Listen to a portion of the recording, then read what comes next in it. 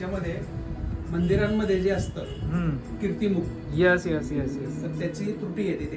हो हो हो. कारण ते असले त्याच्याशिवाय दक्षिणेमधले कुठलंच मंदिर प्रभावळी शिवाय नसतं. यस. कीर्तिमुखाशिवाय नसतं. हो. ते कीर्तिमुख असेल तेव्हा ते प्रभावळ करेक्ट आहे. हम्म.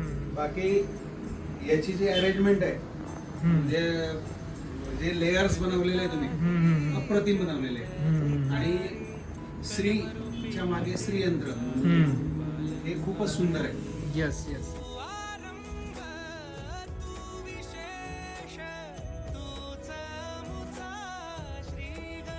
आज आम्ही मनीष गुरव यांच्या घरी आलो आहोत.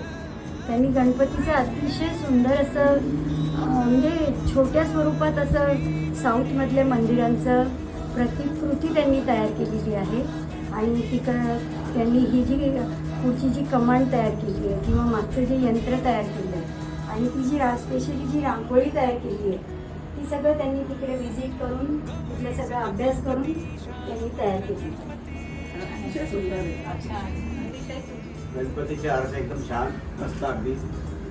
आणि जे की आपण दास्यवार लिहिलेलं आहे त्यानुरूप खरोखर अगदी तसंच प्रतीक त्याच्यामध्ये आपल्याला दिसून येते. मनीषने खूपच छान डेकोरेशन केलंय. असं वाटतं की आपण केरळमध्ये आलेलो आहे. केरळच्या मंदिराची पूर्ण प्रतिकृती तिथे साकारलेली आहे आणि खूप डेकोरेटिव्ह असं हे झालेलं आहे. आणि जी माहिती दिलेली आहे त्या माहितीवरून हे कळतं, ज्यांना ही माहीत नाही ही संकल्पना काय, तर माहिती वाचल्यानंतर संकल्पना क्लिअर होते. आणि श्रीयंत्र ते इतकं हुबेहूब बनवलेलं आहे आणि मूर्ती पण एवढी छान आहे की असं कंटिन्यू बघावतच राहत वाटतं. असं पाहून समाधान होत नाही.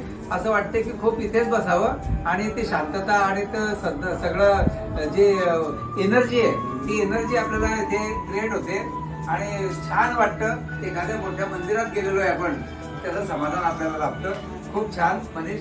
पीतांबर कसून भरजरी कटी पीतांबर कसून भरजरी बाल गजानन नर्तनास करी तुंदिल तनुतरी चपल साजिली तुंदिल तनुतरी चपल साजिली लावण्ये साजतो गणराज रंगी नाचतो गणराज रंगी नाचतो नाचतो पायी घागऱ्या करीते